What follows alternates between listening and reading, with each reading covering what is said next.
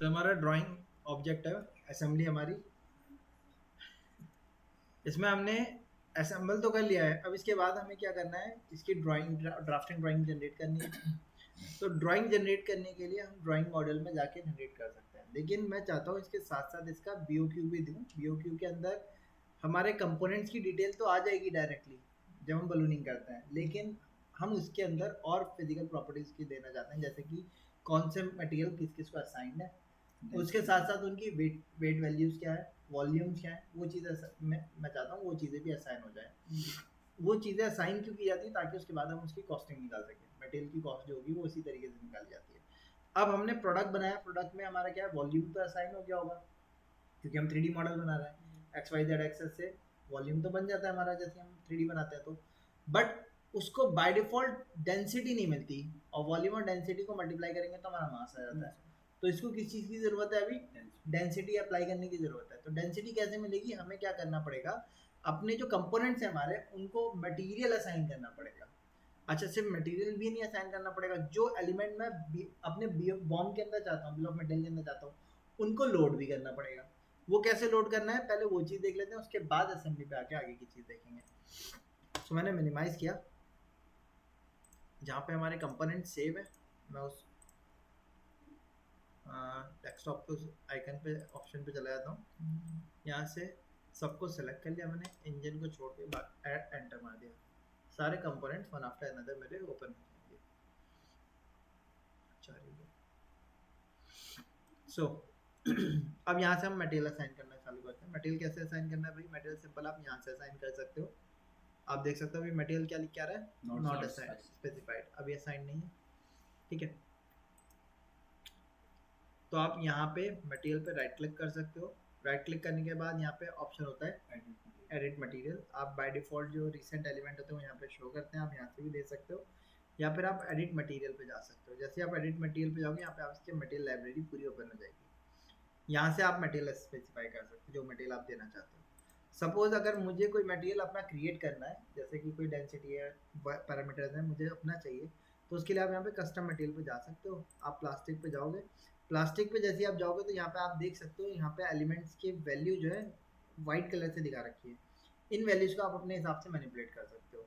ऊपर वाले जो एलिमेंट है इनकी वैल्यू स्टैंडर्ड आती है हमारी, तो उनमें आप यहाँ पे चेंजेस नहीं कर सकते।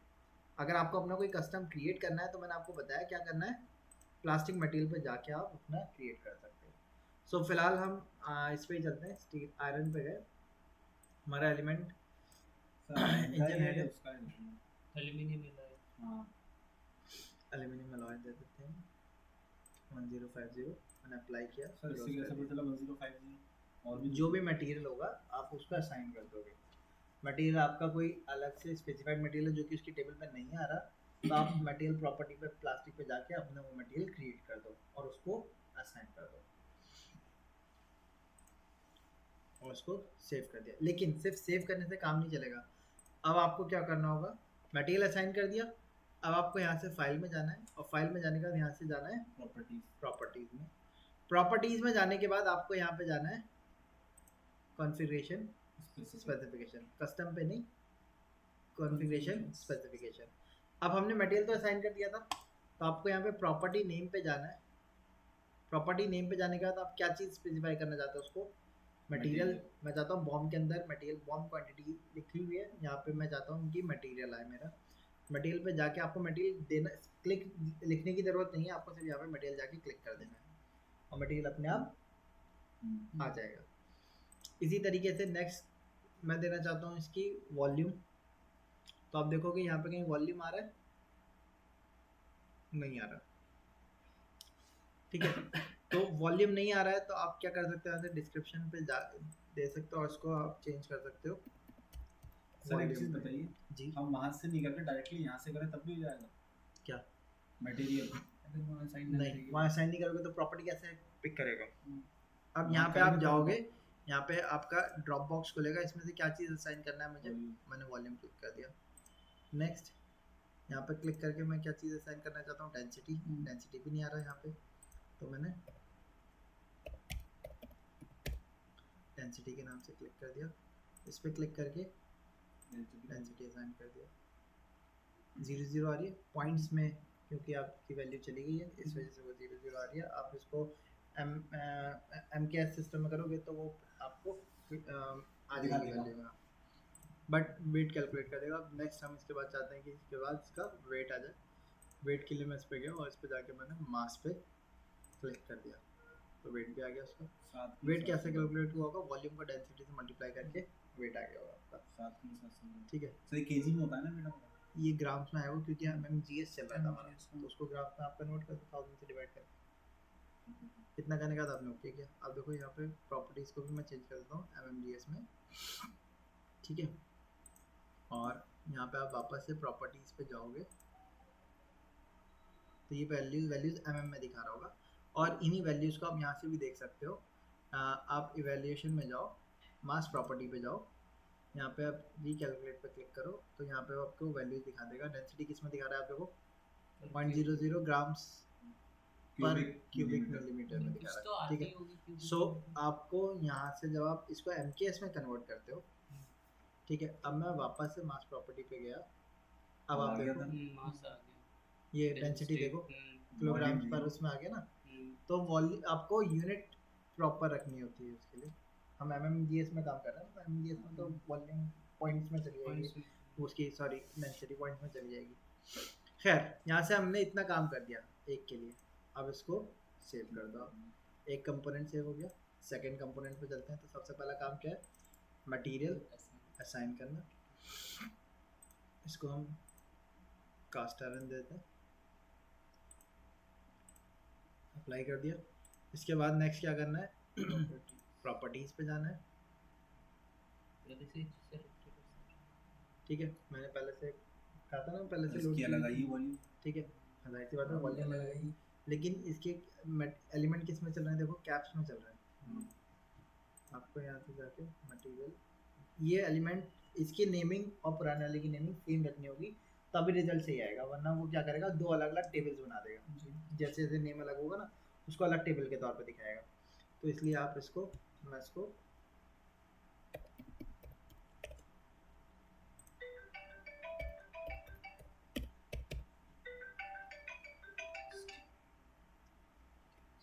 और भी कुछ चाहिए था इसके अलावा आपने डाला तो सेम नहीं, ठीक है। तो इसी तरीके से आपको अगर किसी एलिमेंट की कॉस्टिंग पता है तो आप कॉस्ट दे सकते हो, मटेरियल कॉस्ट, ठीक है। कोई और चीज़ एलिमेंट पता है आपको तो आप वो बता सकते हो, वेंडर कौन है, वो सारे एलिमेंट यहाँ से आप दे सकते हो। खैर, हमने इतने ही लिख रखा और ओके कर दिया। और इतना करने के बाद इसको कट कर दिया। यहाँ पे चलते हैं, मटेरियल पर राइट क्लिक किया और एडिट मटेरियल पे गए। कास्ट आयरन को, वो कनेक्टिंग रॉड को एल्युमिनियम में होती है सर क्या? और लोहे की होती है सर। यही चीज़ मैं जानना चाह रहा था, ये जो लिखा हुआ है कास्ट साइज, स्टील की होती है सही जिसके वो लिखी हुई है स्टील की, मान लीजिए स्टील की साइज लिखी हुई है, हमें कैसे पता कौन सा लेना है? आपको नहीं पता होगा, जो कंपनी में चल रहा है वो मटेरियल वही तो बताएंगे ना, ना, वो असाइन कर दो। अपने आप कैसे पता होगा, वही चीज़ है। ठीक है। अब यहाँ से किस में जाएंगे, प्रॉपर्टीज में जाएंगे। पहले से एडअप हुआ है, लेकिन आपको मैंने बताया वहाँ स्मॉल में लिखा हुआ था ना, स्मॉल लेटर्स में, तो यहाँ से भी आपको क्या करना पड़ेगा,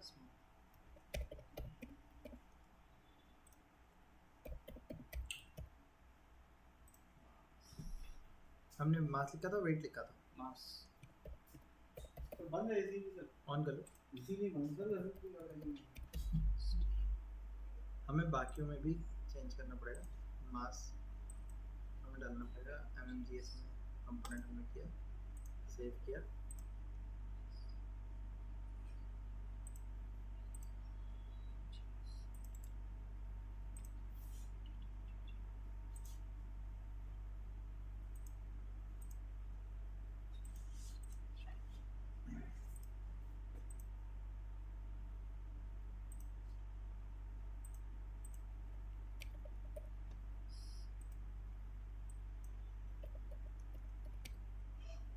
एक एक पार्ट को हमें अलग अलग करना है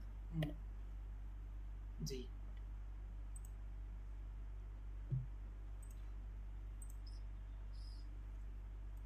मतलब डिजाइनर इतनी तनख्वाह क्यों उठाते हैं? मैंने देखती हूँ हाँ? मैंने देखती हूँ मैंने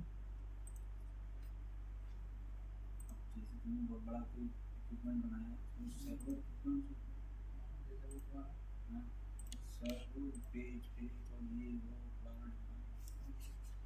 सर्वर करने के लिए अलग अलग है। अब इसमें पहले से असाइनमेंट हाँ, उसमें नहीं होगा सर।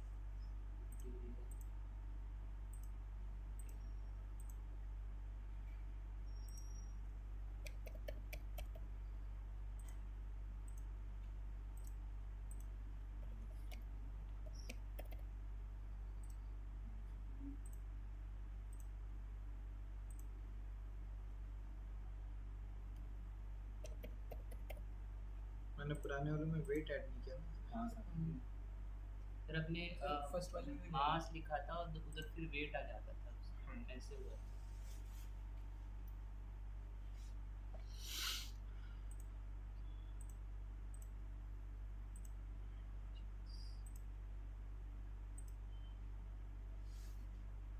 हमें समय सर वेट करना पड़ेगा तो जी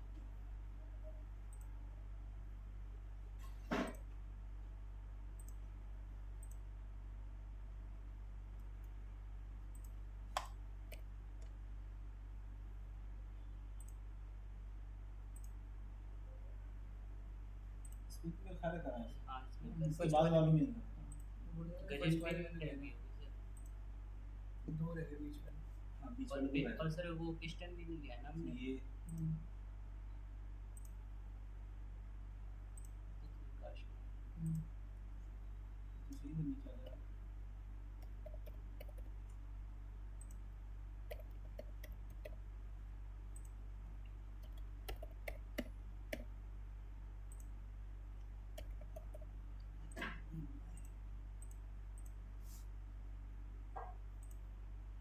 लास्ट में हमने वहाँ पे क्या लिखा था सर एक जगह मास लिखा है। मास और वेट सर सेम चीज ही तो है सर। सेम चीज़ है लेकिन नहीं, वो टेबल में तो हाँ। अलग अलग रख देंगे ना क्योंकि नेमिंग अलग अलग कर दिया हमने। अच्छा अब किस किस चीज़ को डिफाइन नहीं किया हमने पिस्टन है। पिस्टन को पिस्टन को निकाल क्रैंक शाफ्ट को कर दिया हाँ, और गजन भी और है। उसके वो पिस्टन का उसका जो बीच का वो होता है लॉक कैप टाइप का होता है ना वो उधर से हलो गजन पे कहते हैं गजन पे कदम पे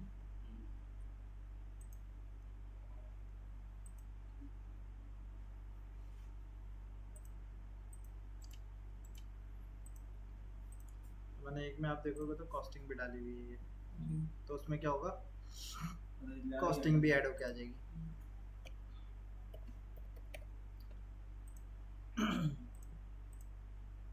फिर अगर हमने कुछ ऐड कर दे तो उस रो को डिलीट कैसे करें? राइट क्लिक करके डिलीट कर दो।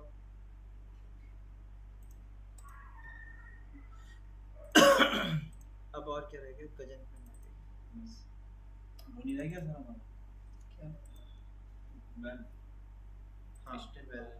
वेल भी रह गया।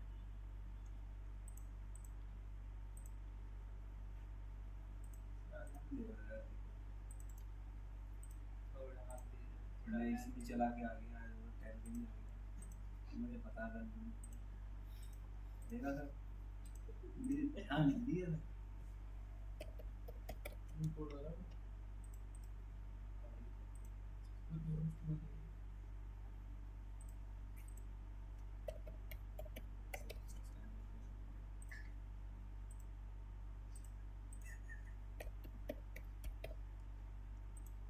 इस वीडियो का लिंक तुम्हारे अब्बा को जाएगा।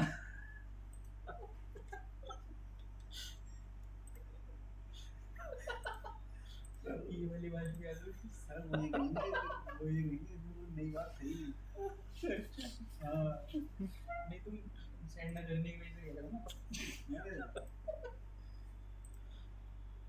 कोई नहीं सेंड तो कर भी रिकॉर्डिंग चल रही है थोड़ा तब भी बात कर रहे हैं कल के लिए सेव कर दो।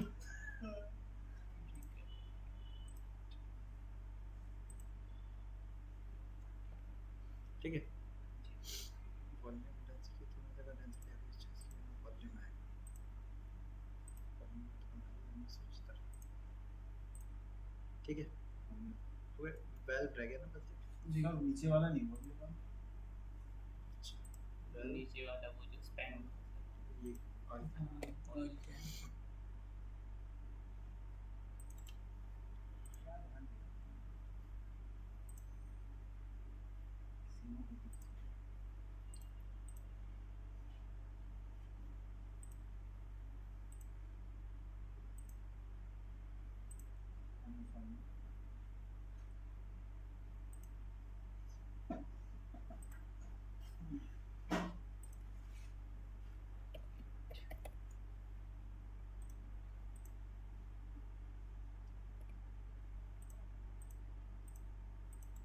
सर ये एडिट लिस्ट से तो नहीं होता होगा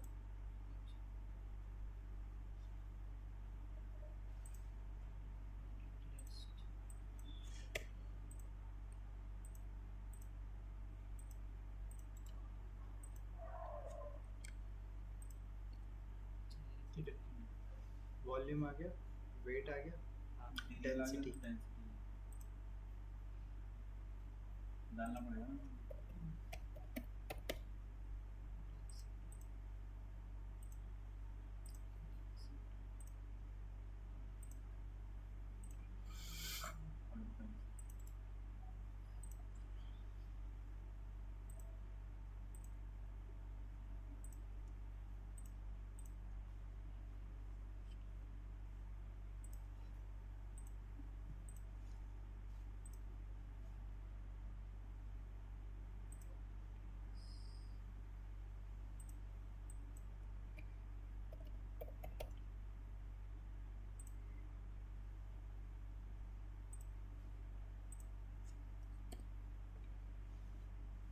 मटेरियल आ गया ना ऊपर।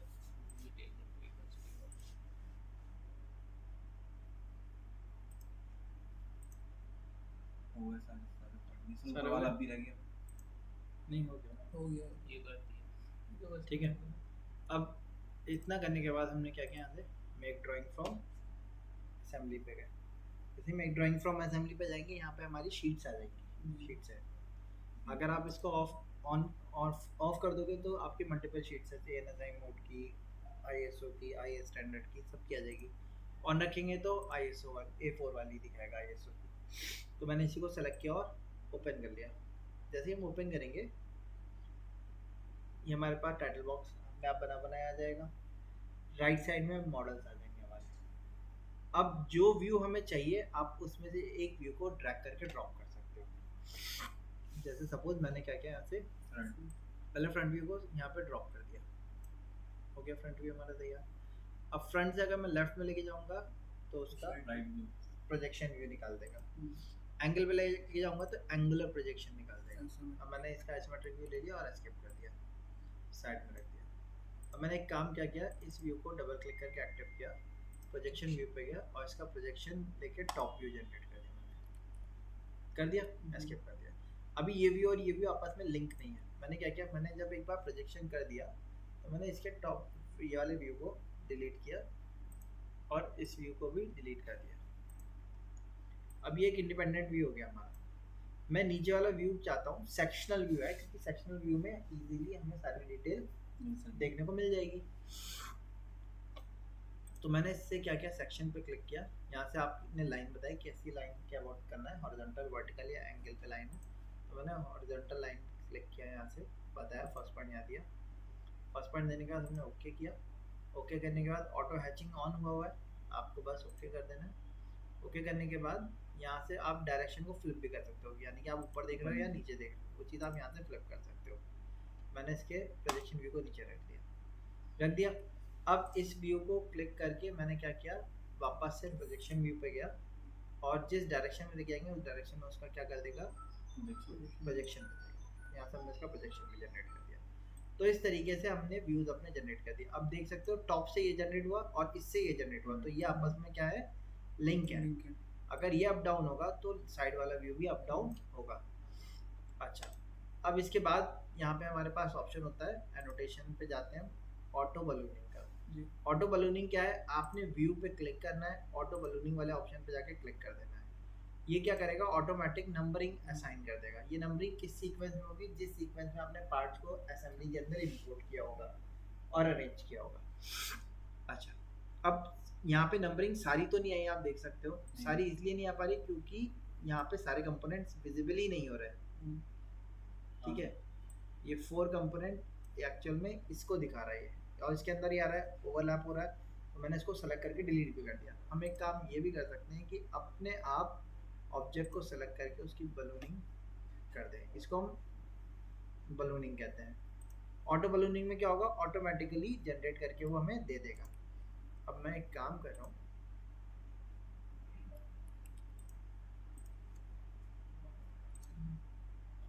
ये जो 9 वाला एलिमेंट है मैंने इसको उठा के इधर रख दिया।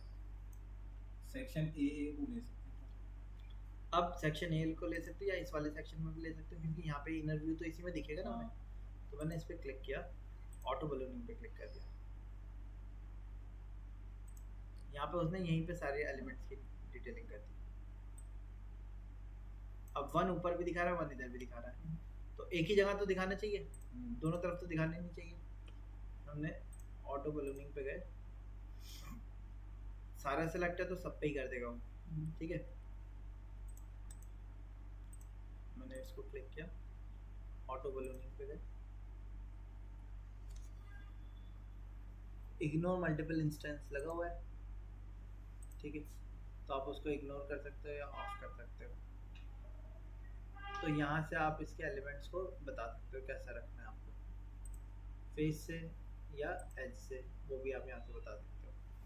ठीक है, अब ऑटो बलूनिंग ने जनरेट कर दिया, बट जो एलिमेंट रिपीट हो रहा है उनको हम क्या कर सकते हैं, हटा भी सकते हैं। जैसे 1 रिपीट हो रहा है, मैंने 1 को इससे डिलीट कर दिया क्योंकि वहाँ 1 दिखा रहा है। हाँ, 3 भी दिखा रहा है, इसको भी डिलीट कर दिया। इसी तरीके से 4 भी आ रहा है, 4 को भी डिलीट कर दिया। कॉम्प्लेक्स करने की जरूरत ही नहीं है ना, 6 आ रहा है, 6 भी उधर आ गया, डिलीट कर दिया।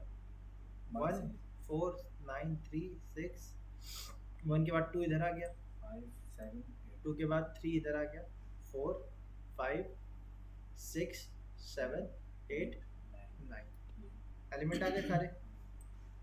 ठीक है, अच्छा, अब नेक्स्ट काम क्या है, नेक्स्ट काम आपको यहाँ से टेबल पे जाना है, दिख रही है टेबल, जी टेबल पे जाके आपको यहाँ से जनरेट करना है bill of material. Bill of material. किसी भी एक व्यू को सेलेक्ट करना है और एंकर पॉइंट बता देना है कहाँ पे रखना चाह रहे हो आप। इसको ओके किया, मैंने यहाँ पे रख दिया। अभी इसको ऊपर मूव कर देता हूँ, इसको भी साइड कर देता हूँ।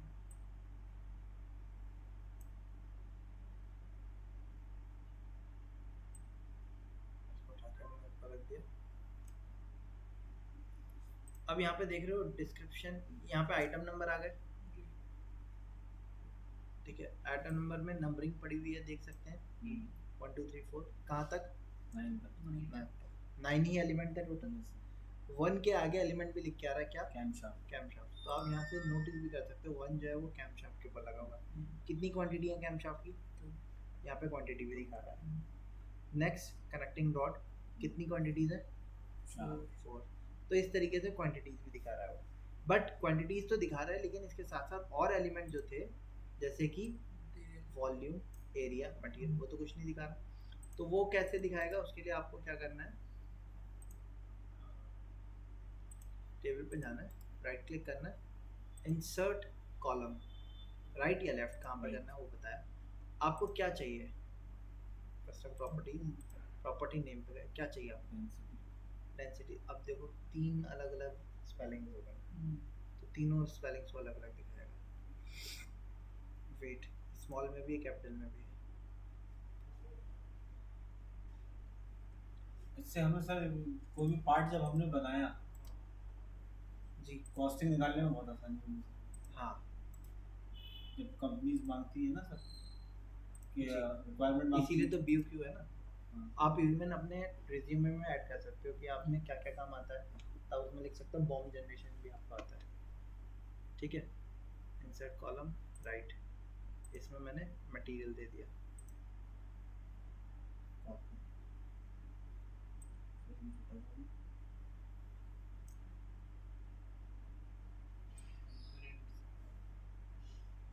आप यहाँ से shrink कर दो। वैसे इसका मेन काम जो होगा वो हमारा एक्सेल में होगा। आपके इसका? अलग अलग आने, हाँ मतलब इसको एक्सेल में एक्सपोर्ट कर देंगे हम बाद में। अब जैसे वेट WEIGST ये भी आ रहा है, इसके अंदर भी एक का वेट है ही नहीं, गायब है वहाँ से। हमने फिल ही नहीं करा वो। हाँ Counting roll का ये क्या होगा? weight तो फिल नहीं किया तो already- कैसे आएगा? डेंसिटी, फिर राइट क्लिक किया, समझ तो गया कैसे क्या करना। वॉल्यूम,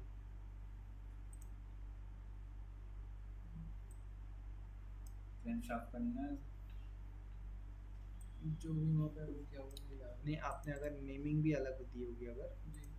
जी तो भी वो दूसरे वाले में दिखाएगा। वॉल्यूम जैसे ये किया था, ये क्या था, अभी वाला कर देते हैं।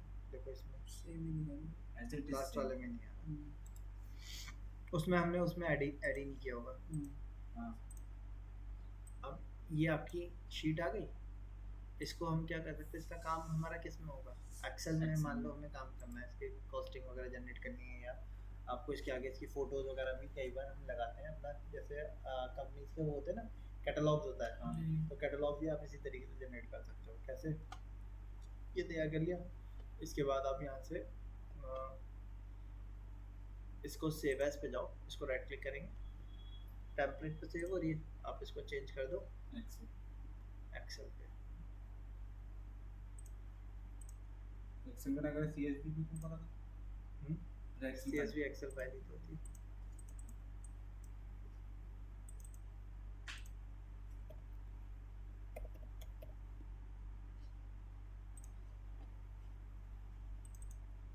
हो गया था हाँ जी,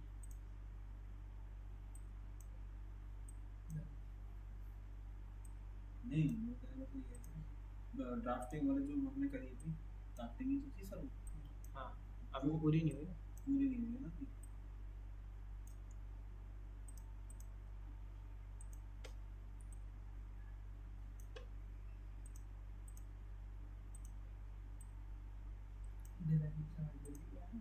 डिजाइनिंग ज़्यादा टाइम लग रहा है।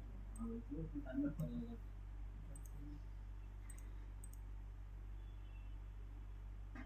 लेकिन असेंबली तो सर 10 मिनट में कर दी। हाँ सर आप ठीक है, देखो, कंपोनेंट्स आ गए हमारे सारे। इस तरीके से आप अपना एक्सेल सेव कर दो।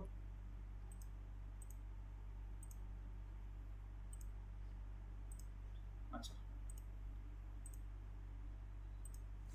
तो फॉर्म हमने रखना देख लिया।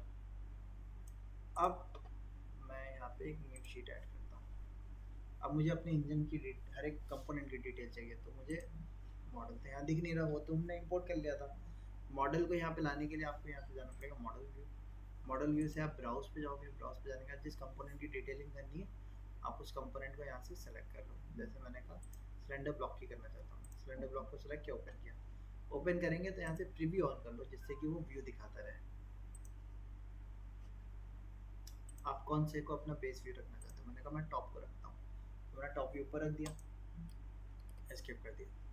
अब सेक्शन व्यू पे गए, हॉरिजॉन्टल सेक्शन कट किया इसका, सेंटर के अबाउट ओके किया, इस सेक्शन को उठा के नीचे रख दिया। वापस से प्रोजेक्शन व्यू पे गया, इस सेक्शन के राइट साइड में इसका सेक्शन राइट साइड व्यू निकाल दिया, इसका आइसोमेट्रिक व्यू निकाल दिया।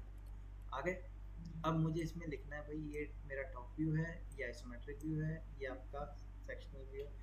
अब ड्राइंग की स्केल देखोगे आप कितनी लिख के आ रही है, 1:10 आ रही है। मैंने 1:5 पे किया, भाई कंपोनेंट इतने बड़े थोड़ी हैं।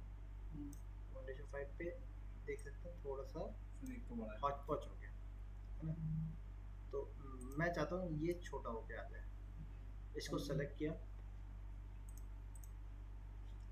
ये व्यू कौन सा है? व्यू 10 है। राइट क्लिक करके इसकी प्रॉपर्टीज पे गए,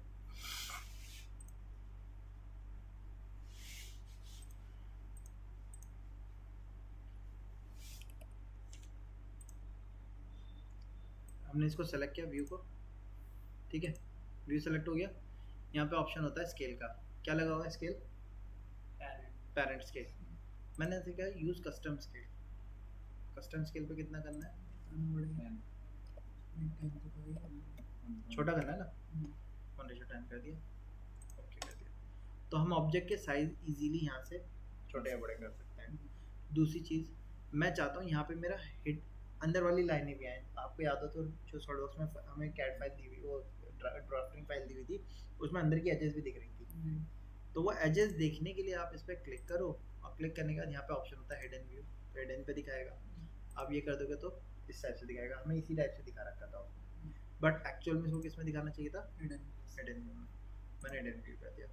अच्छा, इतना करने के बाद अब इसकी ड्राइंग की डिटेलिंग भी तो करनी होगी ना। तो ड्राइंग की डिटेलिंग के टाइम पे अब साइजिंग की इशू पड़ेगा। तो मैं इसको क्या कर देता हूँ, मुझे शो 10 पे ही कर देता हूँ, जिससे कि साइजिंग आसानी से प्रॉपर की जा सके। तो मैं इसको सेलेक्ट करके इसको भी पेरेंट स्केल पे ही कर देता हूँ। अच्छा, अब साइजिंग के लिए हमारे पास क्या होता है, एनोटेशन पे जाते हैं, यहाँ पे ऑप्शन होता है मॉडल आइटम। मॉडल आइटम पे जाके आपने क्या करना है, जैसे कि मैं मॉडल आइटम पे गया, यहाँ पे सेलेक्ट सोर्स में सिलेक्टेड फीचर रखना है। मैं फीचर बाय फीचर डिफाइन करने में ज़्यादा बिलीव करता हूँ। तो मैंने फीचर पे जाके इसके ये वाले एज को सिलेक्ट किया, जो डायमेंशन हमने ड्राफ्टिंग के टाइम पे दी थी, पार्ट बना के टाइम, वही, और इवन पोजीशन भी वही आती है। यहाँ पे दिया। हाँ ठीक है। अच्छा, इसकी फर्दर डिटेलिंग अगर हमें सही करनी है, जैसे हॉच पॉच आ रहा है ना, तो वो आपको बता रखा है मैंने किस में करते हैं हम, ऑटोकैड से अच्छा हो उसमें कोई और नहीं। वो तो पॉलीकैड में ही करना पड़ेगा, इसको हमको समझ नहीं सीखना पड़ेगा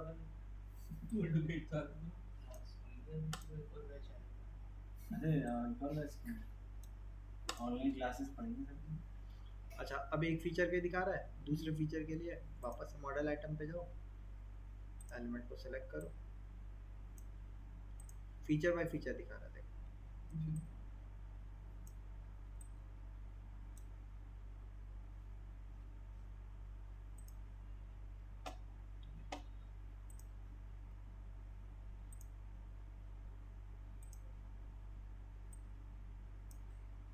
अब ये डिटेलिंग ना, आप टाइम कंज्यूमिंग है सर। हाँ, अब इसमें खाली मैं मॉडल आइटम, मैं इसको सेपरेट भी नहीं करता, मॉडल आइटम पे डायमेंशनिंग दे दी, उसके बाद मैं चला जाता हूँ फिर ऑटोकैड पे।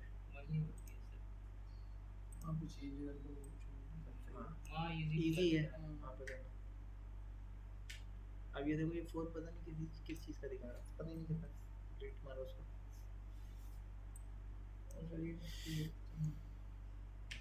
अब कोई ऐसी चीज़ है जो सॉलिडवर्क्स में नहीं देनी, मैं चाहता हूँ भाई यहीं पे देख के ख़त्म कर दूँ, तो मॉडल आइटम पे तो वही डायमेंशन आएगी जो हमने दी होगी। अब मैं इसका गैप दिखाना चाहता हूँ, तो इसके गैप के लिए आपको स्मार्ट डायमेंशन में जाना है।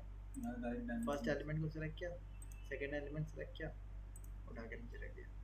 इसमें और इसमें डिफरेंस देख के भी समझ में आ रहा है, ये ब्लैक आ रहा है, ये ग्रे आ रहा है। डिफरेंस क्या है, जैसे कि मैं इसको डबल क्लिक करूँ, डबल क्लिक किया और मैंने इसको कर दिया 50, ड्रिवन, ड्राइवर नहीं, रिबिल्ड के लिए गएगा। मैंने जैसे ही रिबिल्ड किया, अब देखो यहाँ पे इसका साइज छोटा हो गया। सब जगह इसे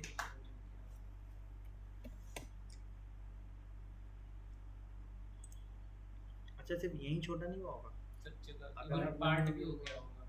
यहाँ पे आओ, यहाँ पे देखो, हैं यानी आइला जादू ये भी जा रहा होगा उसमें।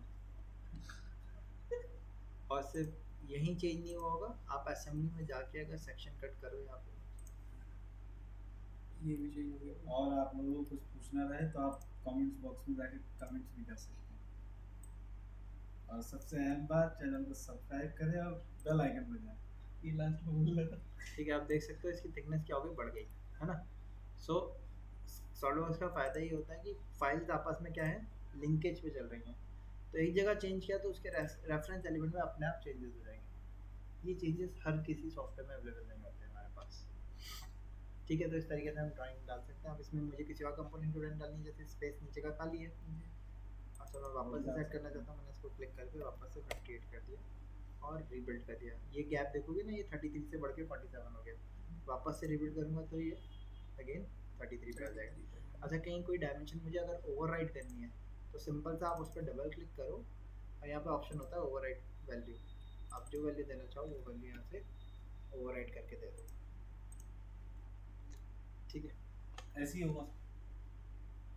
अब ड्राइंग पे गए, मॉडल आइटम पे गए, ब्राउज पे गए, गजन पे हमने यहाँ से import कर दी, गजन पे कहाँ गया, जाइए खत्म हो गया ये भी। ठीक है, अब इसके बाद की फर्दर डिटेलिंग मुझे कैड में करनी है, तो मैं क्या करूँ, यहाँ से सेव एज पे जाऊँगा, DXF फाइल। नहीं DWG या DXF,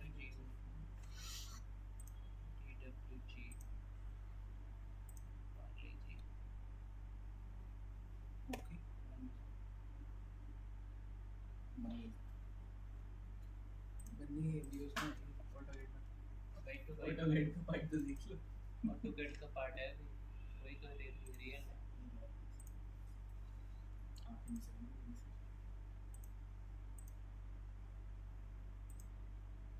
इस फाइल को आपकी मर्जी है सेव करना है नहीं करना है, मैंने सेव ऑल पे क्लिक कर दिया। हम्म, ऐसे ही आप पूरे कंपोनेंट की ड्राइंग बना सकते हो। ठीक है, एक के अंदर सारे कंपोनेंट्स हो जाएंगे आपके। आप इसको डायरेक्ट पीडीएफ में भी कन्वर्ट कर सकते हो, तो किसी को भेजनी है DXF भी बना सकते हैं। अब इसमें शीट मॉडल में, एक शीट तो मॉडल में आ रही है देखिए आप, और दूसरी शीट यहाँ शीट 2 में चली गई। हाँ भाई, ठीक है, तो अब यहाँ से इसको बन रहा हूँ, 5 कंट्रोल सी कर लो, मॉडल में जाके कंट्रोल हाँ वी यार। करके पेस्ट कर दो। बस हो। अब डायमेंशन ऐसी आ रही है ना, डायमेंशन को ही मेन हमें सही करना है। अब एक्चुअल में क्या है, ये जो ड्राइंग है हमारी स्केल कितने पे आ रही है, 1:10 पे आ रही है। Yes. ये साइज दिखा रखा है 80, 88 का, 90 का। अगर मैं यहाँ पे कोई लाइन बनाता हूँ, जैसे ये 120 की लाइन है, मैंने मान लो सपोज ऑर्थो को ऑन करके 120 की लाइन बनाई है, तो आप देख सकते हो 120 की लाइन कितनी लंबी आ रही है ना। एक्चुअल में इतनी तो ये एक्चुअल में क्या है, 10 टाइम्स रिड्यूस होके आ रही है। तो हमें क्या करना पड़ेगा, इसको स्केल करना पड़ेगा, कितने टाइम्स, 10 टाइम्स स्केल कर दिया। अब डायमेंशन छोटी होगी, कोई बात नहीं, आप उसको वैसे रहने दो। आपने क्या करना है, यहाँ पे जाना है, आप सिंपल ISO पे जाके मॉडिफाई पे गए, यहाँ से पहले तो इसको पीरियड कर दिया, टेलिंग 0 लगा हुआ है, टेक्स्ट पे गए, टेक्स्ट हाइट मैंने यहाँ से दे 10 दी टाइम्स करना जरूरी होता है। जी, मतलब जितने स्केल फैक्टर तभी तो एग्जैक्ट साइज में आएगा ना। ऑटोकैड में तो एग्जैक्ट साइज में बनाते हैं। मान लो कल को किसी ने एडिटिंग करने के लिए कैट फाइल मांग ली, अब सॉलिडवर्क्स में तो बड़ा बना हुआ था, प्रिंट में भी ठीक है, लेकिन किसी ने अगर एडिटिंग के लिए कैट फाइल मांग लिया और कैट पे देखा, वो तो देख के कहेगा कि भाई बना हुआ 80 का है, लिख 80 रहा है और एक्चुअल में 18 का है। तो मैं- मैं एग्जैक्ट करने के लिए। हाँ, इसको स्केल को बस वहाँ पे रेशियो दिया तो उसमें कन्वर्ट कर देते एरो साइज भी हमने 20 का कर दिया, लाइन पे गए, इनको हैं। 10 जो हमारा टेक्स्ट है ना वो भी उसके हिसाब से हो गया, और उसको कन्वर्ट चेंज करना सेट करंट। ओके। ओके, अब आपने कुछ नहीं करना, DLI से एक रैंडम डायमेंशन दे दो पहले, दे दी, MA एंटर करो मैच करना और इससे विजिबल हो। और फ्री हो जाओ बस। अब ये एरो भी मैं चाहता हूँ एरो दूसरा दे दूँ, मॉडिफाई पे गया, एरो की जगह मैंने ये वाला दे दिया, ऑब्लिक।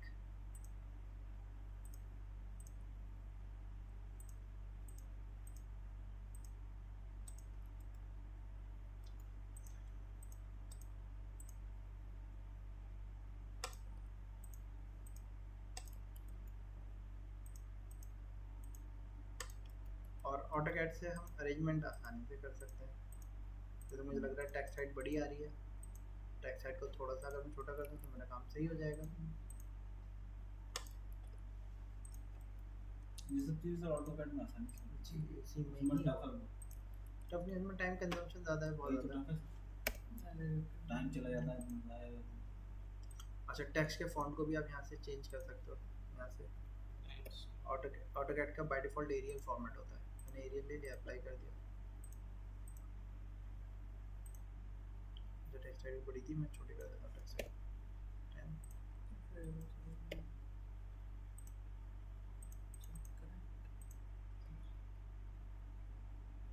ठीक है, जी फॉन्ट चेंज हो गया सबका बस।